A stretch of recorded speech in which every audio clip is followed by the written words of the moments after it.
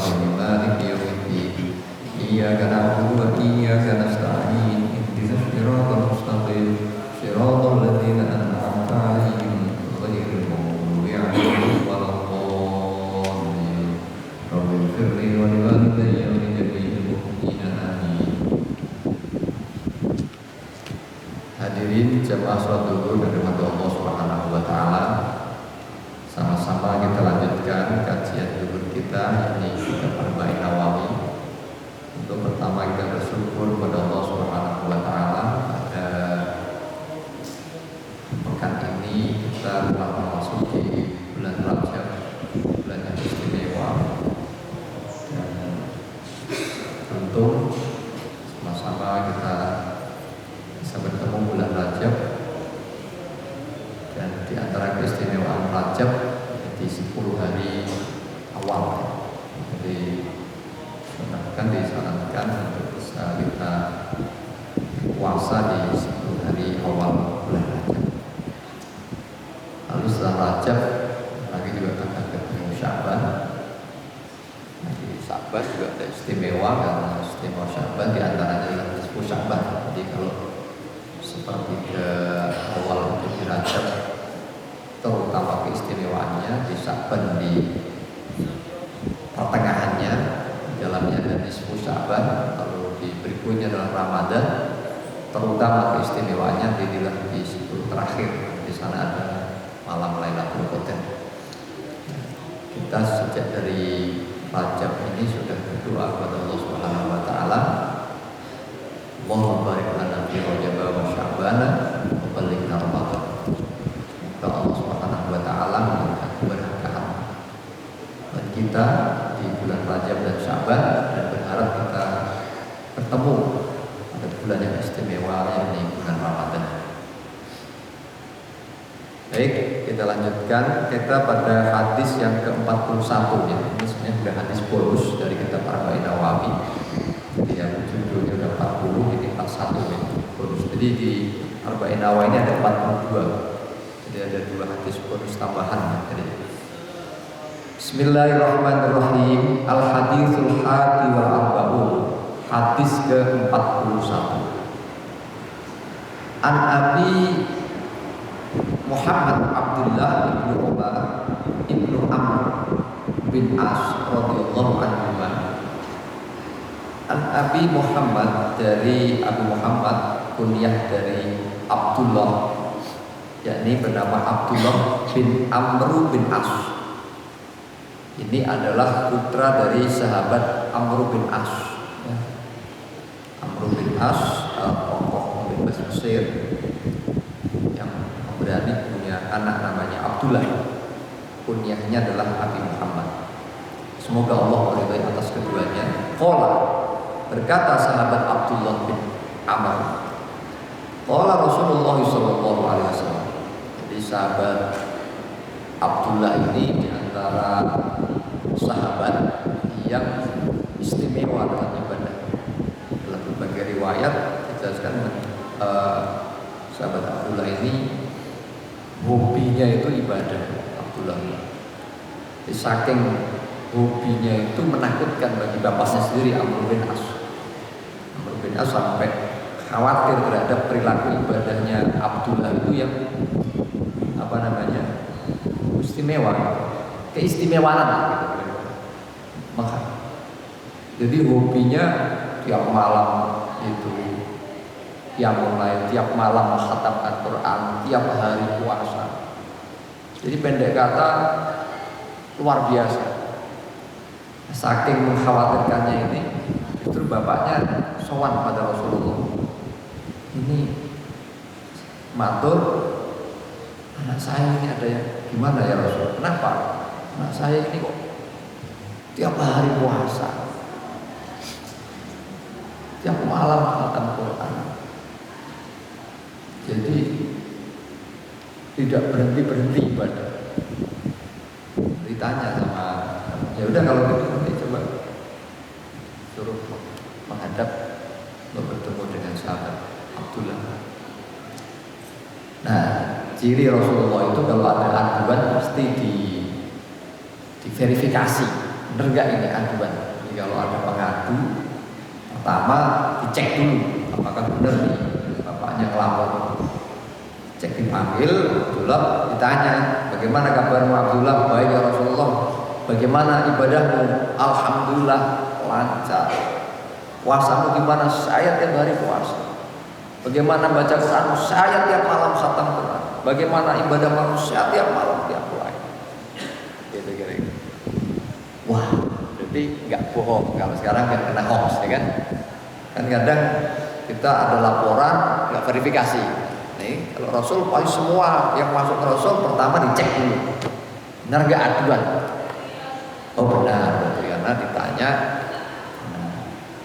Ya Abdullah, kamu nggak usah berlebihan. Puasamu nggak usah tiap hari. Ya sebulan sekali lah, cukup. Wah, terlalu ringan ya Rasul. Masa saya lihat keentengan, nggak ngeliat keker badan saya. Kok disuruh puasa cuma sekali sebulan, terlalu enteng. Ah, tambah ya Rasul. Ya udah seminggu 2 kali. Apa? Sebulan sekali, seminggu sekali. Ya tetap kurang bagi saya ini. Nego ya udah kalau itulah seminggu 2 kali, Senin Kemis. Nah, mau kurang, akhirnya deal puasa Daud. Puasa Nabi Daud ini buat 1 hari puasa, 1 hari ya, puasa. Nah, istimewa sahabat Abdullah. Terus kamu khatam Quran bagaimana? Saya ini tiap malam khatam Quran. Jangan tiap malam lah. Sudah sebulan sekali. Wah terlalu ringan, terlalu keenteng, terlalu dosis karatnya terlalu rendah. Akhirnya ya udah seminggu sekali kurang ada 3 hari sekali. Hasil semua dipremake kan, bahasa Jawanya itu dipremake ya. Kamu nggak usah berlebihan, nggak bisa begitunya gitu kan. Tapi karena ngotot merasa keringanan kalau seperti itu, akhirnya ketemu tadi yang menurut oleh Abdullah sendiri udah ringan, puasa sehari, puasa enggak. Khatam 3 sekali ringan. Alhasil memang itu ringan saat muda. Begitu masuk usia senja, sudah mulai berumur, agak batuk-batuk dikit, dia bergumam, ya Allah, saya sudah dipikirkan oleh Rasulullah untuk diringankan kadar ibadah saya. Begitu tua ya puasa sehari puasa enggak akan moka ya enggak kuat.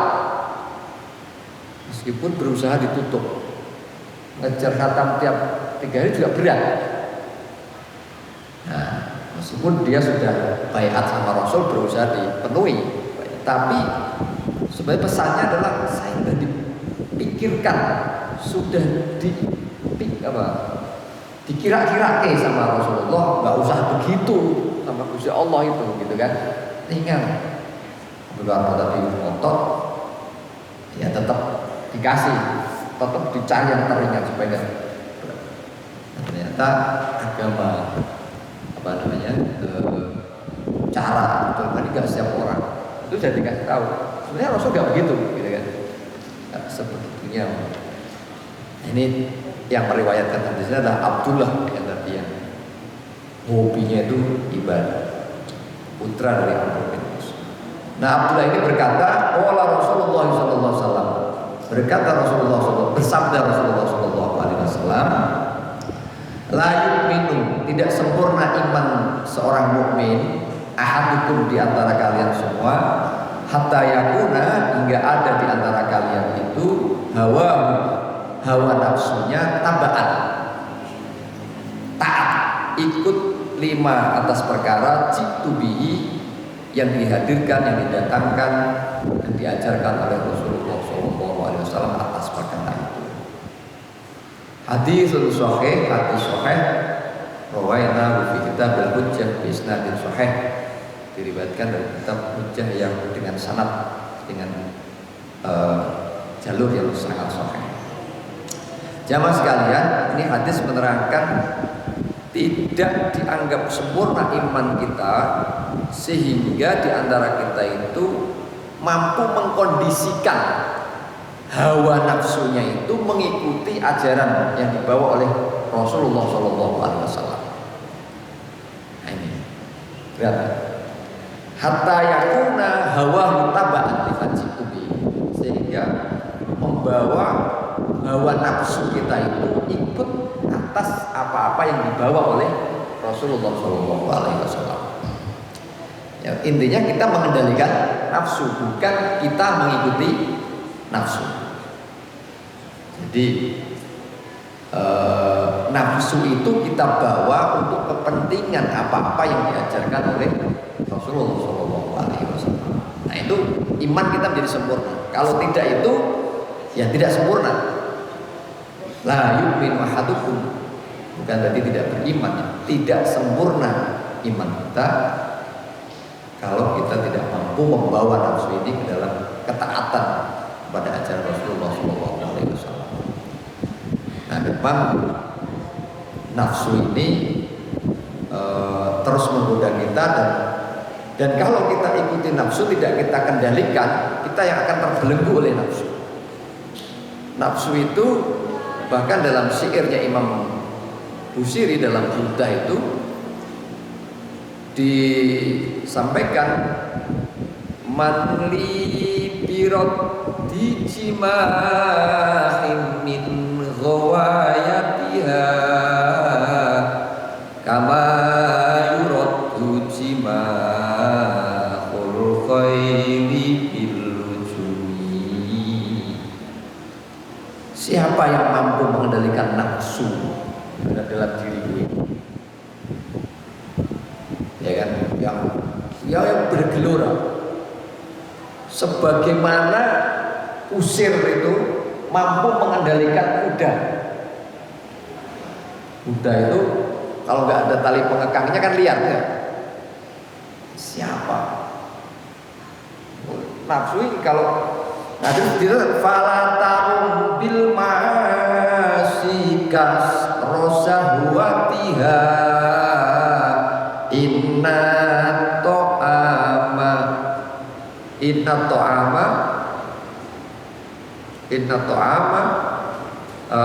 syahwat. Inna to'ama apa itu lanjutnya? Jadi fala tarum bil ma'asi kasro syahwatiyah. Jangan pernah mengira maksiat itu akan berhenti dengan melihat dengan mengikutinya. Jadi kita ini misalnya punya maksiat judi, udah untuk supaya maksiat ini bosan gitu, kita judi aja sampai dosis tinggi, itu nggak akan pernah mungkin. Udah saya jok dulu ini supaya kapok judi, enggak. Judi itu ya maksiat terus. Fala tarum bil ma'asi kasal syahwat. Inna to'ama yuqawi, ya, sesungguhnya makanan itu akan menguatkan syahwatan nahi, syahwat kita. Jadi kenapa kok orang itu riadoh dengan puasa, dengan lapar? Karena makanan yang membuat kita itu akan makin menguatkan rasa syahwat itu. Maka salah satu teknik riadoh itu dengan puasa. Jadi maksiat, kata Busiri, tidak akan pernah berhenti. Udah ayo kita ini aja, mumpung masih kita jalan gelap, kita mempeng maksiat biar kapok, gak ada. Maksiat tuh makin jadi. Maksiat kok kalau bahasanya itu dilulu, wah maksiat aja, maksiat biar kapok, nggak ada. Dia makin akan terus. Misalnya hobi zina terus saya nanti biar kapok, enggak, makin canggih. Maka terakhir dalam bab syahwat ini Imam Busiri, wa nafsu katifli ing tuhmilhu syabbala birrodoi wa taftin huyang fatimi. nafsu itu seperti anak kecil yang sedang menyusui. Nafsu itu layaknya anak kecil yang sedang menyusui. Itu anak kecil sedang lagi netek itu, itulah ibarat nafsu. Kalau tidak disapih, maka hawa ingin nyusu itu tidak akan pernah berhenti. Sampai besar juga maunya netek.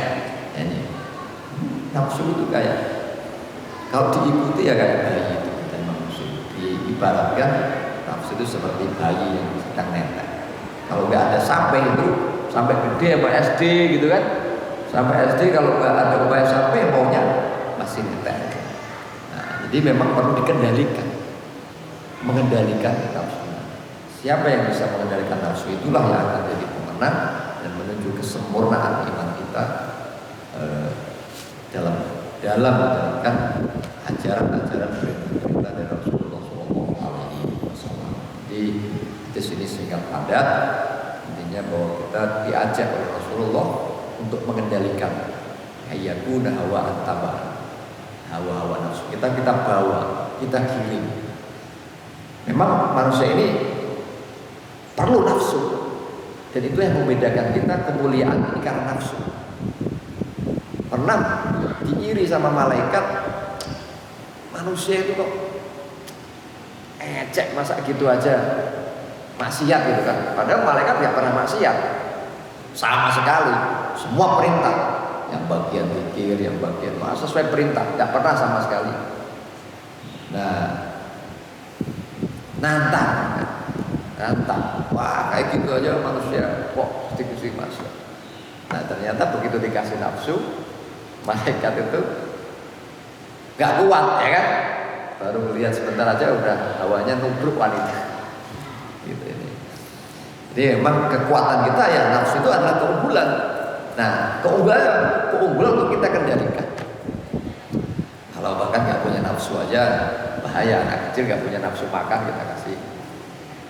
Jadi nafsu ini yang kita punya gairah beribadah, gairah semua berkat nafsu ini. Yang penting bagaimana kita mengendalikan nafsu yang kita miliki sehingga membawa kita ke kebutuhan kita pada Allah Subhanahu wa taala dan kelak menjadi orang yang menjadi diganjar oleh Allah untuk masuk surganya. Amin ya rabbal alamin. Demikian kajian dulu kita. Terima kasih. Allahumma billahi wa bihi. Assalamualaikum warahmatullahi wabarakatuh.